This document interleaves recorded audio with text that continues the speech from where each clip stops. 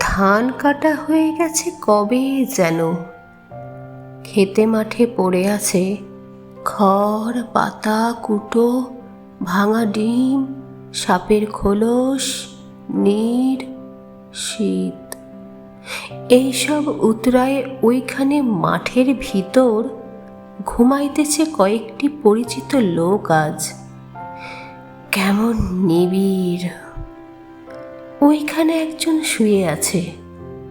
দিন রাত দেখা হতো কত দিন। হৃদয়ের খেলা নিয়ে তার কাছে করেছে যে কত অপরাধ। শান্তি তবু। গভীর সবুজ ঘাস, ঘাসের ফড়িং আজ ঠেকে আছে তার চিন্তা আর জিজ্ঞাসার অন্ধকার স্বাদ।